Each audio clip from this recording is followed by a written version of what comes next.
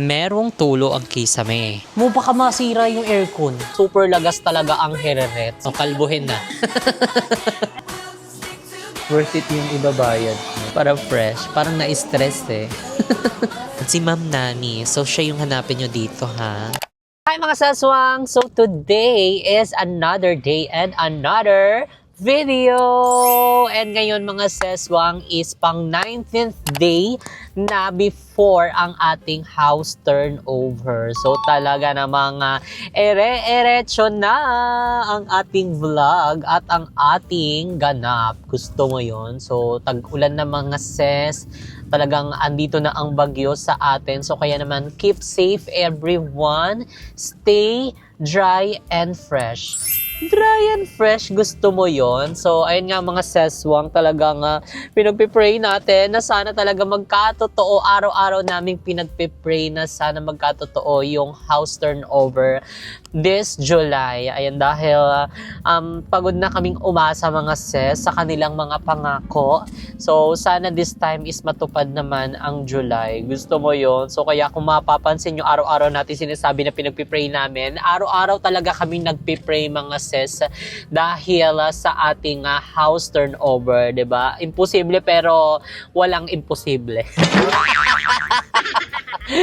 So mamaya din mga ses is mag-a-update tayo, pero ngayong araw ay samahan nyo muna kami ngayon dahil tayo ay magpapagupit ng buhok. Ay dahil sobrang haba na ng hiraret natin mga ses. Gusto mo yun? Kasi napapansin ko mga seswang tuwing mahaba ang buhok ko ay talagang super lagas talaga ang hiraret. So kaya ngayon is tayo, new look, new me, para sa darating na natin, house turnover, fresh tayo.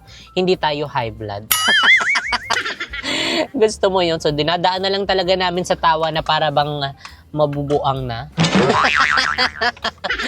So, dito na ako magpapagupit sa SM Tanza. So, malapit lang din dito yung branch namin ng Cafe Mo and JK Samgyupsal. Unahan lang onte. So, tapat lang mismo ng Tanza Family Clinic. So, kaya bumisita na kayo sa mga branch namin ng Cafe Mo and JK Samgyupsal. So, bisitahin nyo na din ang ating bagong branch ng Cafe Mo sa Vicas Camarin, Caloocan branch. Located yan sa Lower Ground Metro Plaza. Okay, mga sis. So, update na lang namin kayo mga sis. Maghanap lang kami ng parking. So, baka doon na tayo mismo sa ating paggugupitan. See you there. Hindi na. So, ayan mga seswang, nag-i-start na tayo. Yan, sinashampoohan na tayo. Shampoohan? Gusto mo yun? So, yan si ate pala yung mag-aano sa akin. Maghugas. Wow. Talaga naman, parang pong-pong talaga ako dito, te. Ayan, anong name mo, te? Ayan, si ate Lian. Oh, pasabog siya. Diba? So, ang gagawin sa akin ngayon mga sis, haircut lang naman. Katulad nung haircut ko before. Ay, dito din ako nagpa-haircut nun. Short hair kasi yung long hair ko na. Diyos ko Lord. Sa sobrang haba ng buhok ko, naglalagas na siya. Normal po ba yun pag mahabang buhok? Kailangan lang daw medium length. Ay, medium ba yung gagawin sa akin, pe? O, kalbuhin na.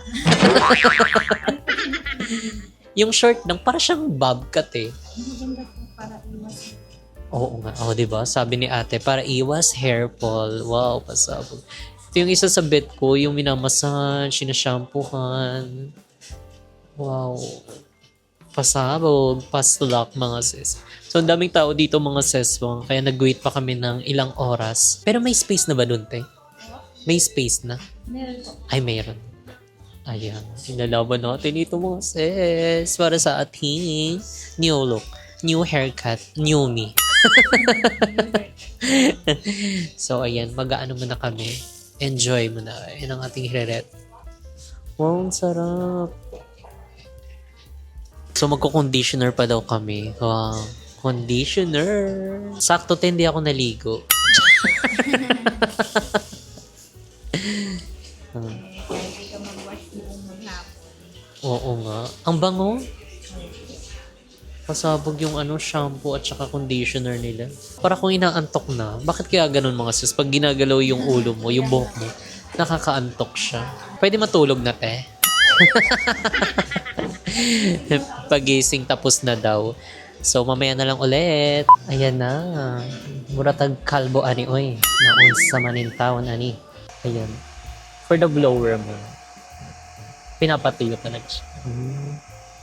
Tapos saka na siya gugupitan. Ah. Kasi is type with Oh. Ganun pala yun. Sa iba kasi ere-erecho na eh. Wala nang shampoo. parang malapit naman siya. Correct. Ito talaga para kang baby.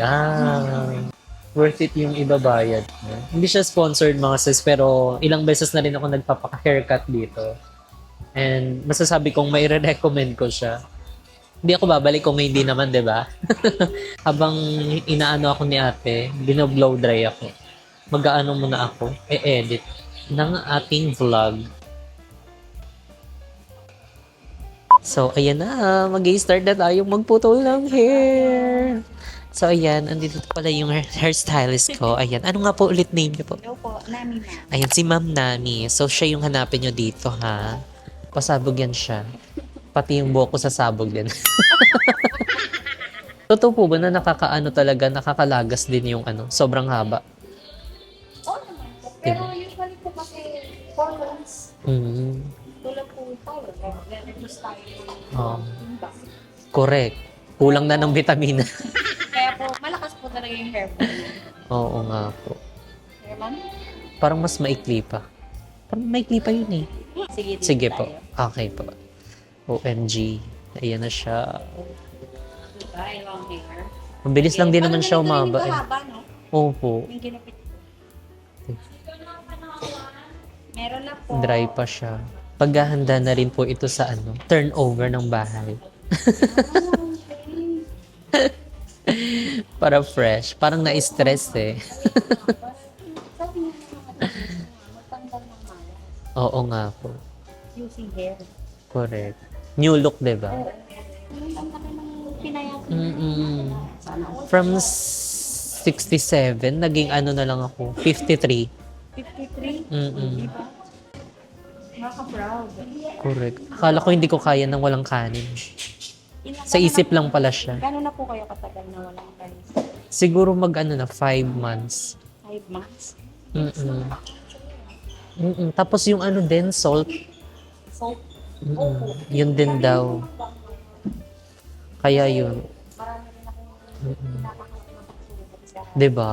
Ganun talaga pag nagtetrentahin na. dami na nananak. Oo. Doon ka na sinisingil ng mga ginawa mo nung kabataan mo. Everything happens for a reason. Yes. At least maaga na na. Oo, na-detect na. Correct. Parang ganang loob ko sa'yo. Same pala tayo. May pinagdadaanan in life. Sino rin ba magdadaan? Correct. Hindi naniniwala sa mga magulang. Pag tanda nyo, mararamdaman nyo yung mga ginagawa nyong kabataan. May pagkulot-kulot pa yung tono. Totoo pala yun. Gano'ng katagal ka na po naggaganyan? Tagal na rin po. Tagal na? Decade na din, hindi naman. Hindi naman. Sabi sa decade. Tignan mo naman yung buhok ko, di ba? Ang fresh. Nakariban yan. Hindi. Rebanded ako, pero plancha lang yan.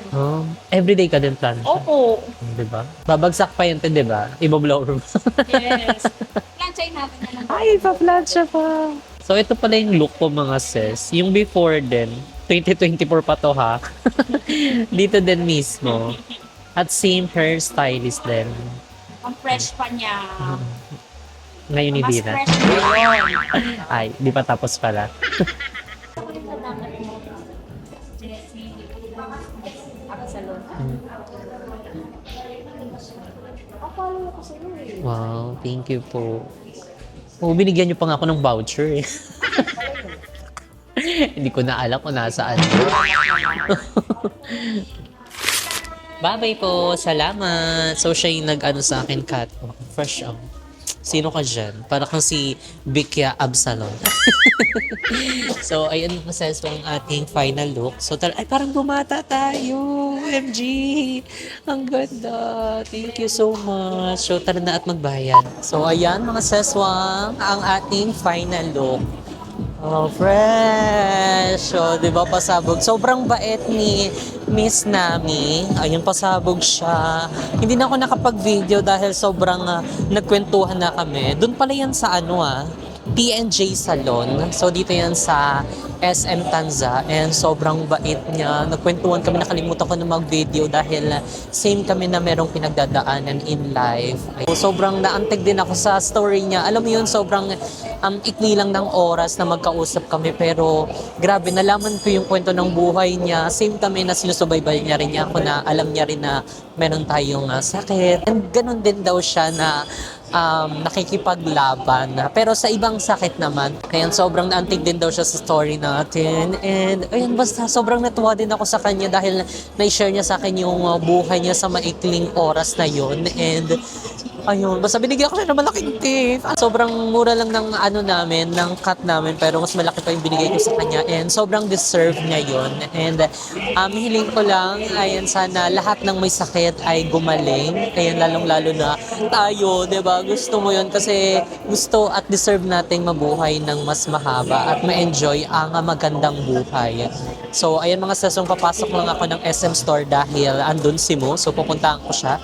Let's go! Bawal mag-vlog doon. So, ayan mga seswang, look at the final look. Look at the final look. So, ayan, ito na yung ating bagong hairstyle. Ay, ang ganda. So, ayan, thank you so much, Ma'am Nami. Ayan, mag-ingat ka palagi and hope to meet you again very soon.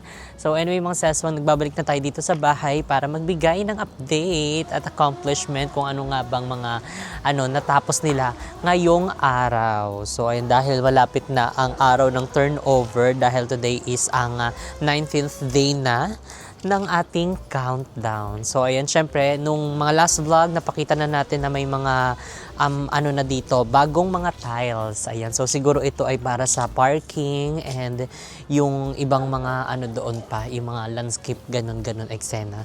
And dito naman sa frontage, mga sis, is nag-uumpisa na silang magtapal ng mga semento and dahil meron na silang nailagay na dito, na tiles. Ayan, para dyan sa ating frontage. Di pa diniretso dito. Kasi baka mahirapan sila akyat panaog, di ba? So, ayan, dito naman sa labas, mga sis, yung natural stones, ayan, natapos na nila etong gawin. So, ayan, may mga naiwan nga lang mga kalang-kalang dyan dahil hindi pa siguro siya pinaka-fix talaga. Ito so far, ang ginawa siguro nila ay nagpatag at nagsilsil na dito dahil patapos na nilang i-fabricate yung gate na ikakabit nila. And ayan mga sis, parang kanina nakita din namin nagtik-tik sila dito sa pinakataas. Tapos naglagay sila nung parang mga wire. So ayan, malapit na yan mga sis dahil papaanda rin na nila yung wiring nito and after nila matapos ma-finalize yung wiring na magpagapang, ayan, susunod na nila yung mga ilaw at ikakabit siya, di ba? Pasabog. So yung natin dito, kisame natin, ayan, hindi pa naman nila nadadagdagan ng update. Pasok na tayo sa loob, baka meron tayong good news dito na update. Ayun, ang good news. Wala pa din. Pati yung nagpupul, mga sis, wala pa din. Wow. Mapupuno na lang talaga ng tubig ng dito, ng ulan. Ewan ko ba mga saswang dahil paulit-ulit din namin tinatanong kung kaya ba ng 4th week ng July before the turnover nitong aming bahay. Kaya naman daw. So, let's see. And ipag-pray natin sila, mga sis, na naway matapos talaga, 'di ba? Dahil sobrang dami pang gagawin talaga. Sobrang open pa nito. So, dahil bagyo ngayon, good luck talaga. Nagkanda kalawang-kalawang na lang yan. Hindi pa pala tayo akyat. Dahil maghahanap pa tayo. Ayan! Yung nakita ni mo, yung main door. So, kung napanood nyo yung update siya dito. Dahil, ayan ang solid. At ang bigat. Hala, hindi ko siya magalaw. At sobrang kapal niya mga sis. So, tamang-tama yung smart lock na binili natin from Kanzen Home. So, di ba, ilalagay natin dyan. Kasi parang ang ideal kasi, makapal daw talaga. Nandito na din yung mga namin, yung mga sink namin para sa from his to her. Sorry, yung his at saka her. His at saka her. Basta yung panghilamos-hilamos na yan, yung sink na yan. Tapos, dito, ayan, wala pa rin po yung ating modular cabinet. So, meron na din daw siyang paa. Pero parang mababa pa din. Diba?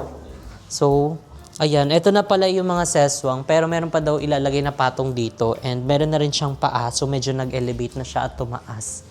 Ayan, wala masyadong update dito mga sis. Pero ay napansin ko na medyo nag-iba yung kulay ng hamba, so siguro napapakinis na nila yan dahil para sa final coating ng ating mga hambalicious.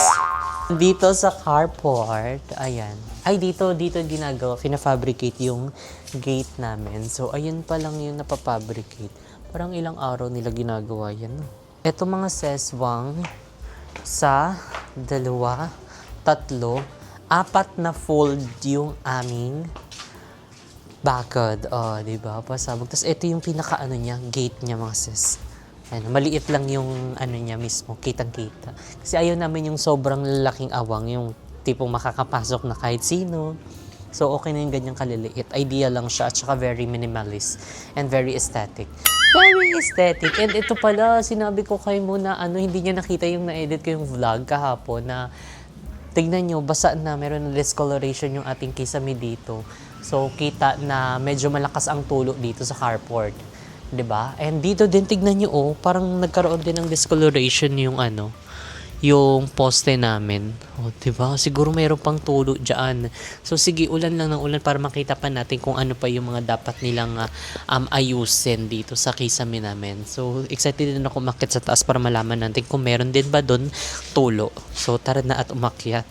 So dito sa hagdanan natin mga sis, ayan na ilagay na nila yung dapat nilang ilagay. Sa parang meron ding mga dyan, wiring. Dahil nga itong ating hagdanan ay merong pailaw. So kaya nagpagapang na sila ng wiring dyan at naglagay na nung parang yung pangkisame natin. No? Tsaka mga iilang mga antaw dyan, metal faring. And dito din mga sis, tignan nyo, na-close na din. Wow, pasabog siya. Akala ko full glass tong hagdanan natin. Bakit may kasamang pangkisame dyan? Ano yun siya? Peke. So, di na kami pala akit mga sis kasi nakita namin na puro sa baba lang sila gumagawa. So, meaning, wala tayong maibibigay na update from our second floor. Siguro sa ibang araw na lang tayo magbibigay ng update doon. Paano kapag sa baba pa rin sila gumawa? Di, puro ground floor lang muna mga sis. Yung ating mga may papakita. So, yun lang mga sis. As in, yun yung inaano namin na talagang wala kami masyadong nakikitang mga update. Tapos, ang laki na binabayaran namin monthly, diba? So, kaya, ayun, talagang talaga natin, i-vlog talaga natin lahat ng mga update dito para makita nyo. And, syempre, para maano nyo din yung mga experience namin, ayun sa pagpapagawa, para soon meron kayong mga idea at dapat nyong paghandaan kapag nagpapagawa kayo ng inyong dream house or kahit anong mga ipagawa nyo bahay or kaya mga for list, diba? So, iyang mga dapat nyo consider and everything, what you gonna do with that dessert? Charis. Nagbumuni-muni kami dito sa bahay. Ayan, si Mo paakyat dahil chinecheck niya yung second floor. Meron kami nakita ditong discoloration. Ibig sabihin, merong tulo ang kisame. Ayun papakita ko sa inyo. Ayan, mga sis, tignan nyo ha. Ayan diba? Bagong kabit nila yan, diba, na ilaw. Meron agad discoloration. Ibig sabihin, merong tulo. And very open pala to. So, meaning, mababasa yan lahat. So, ayan, lumakas na talaga ang ulan. Diyos ko, Lord, tabangi. Tignan nyo, very open lang. Hala! Oh my God! Open pala yan, Yung aircon, baka mabasa. Pumapasok dito yung anggi. So, ayan mga seswang, pumapasok dito sa bintana yung ulan. Baka masira yung aircon. Pumapasok dito yung ulan. Lalo pag magdamag yan babad na ako dito. Sabi ng aircon. Paano yan siya? Hindi yan masisira? So, ayan mga seswang, diba? Yun lang yung ating mga latest update dito sa aming bahay. So, talagang 19 days na lang. Diyos ko Lord, sana tapusin nyo na. Diba? Medyo malabo pero hindi tayo mawawalan ng pag-asa. Patuloy tayong aasa. Diba mga ka-Team Riza? Mangantamo. So, ayun, mangantamo. Tapusin nyo na tong bahay namin para bongga. So, ayun, abangan nyo pa mga sasong ang ibang mga update natin dito sa bahay. Dahil yun lang talaga. Wala na tayong mapipiga. Yun na yung mga bagong update dito sa bahay. Wala na tayong masyadong maipapakita. And, ayan, see you on our next update on 18th. Ay, dahil 19 na ngayon. Gising. If you know, I clap your hands. So, yun lang, Team Riza. Bye.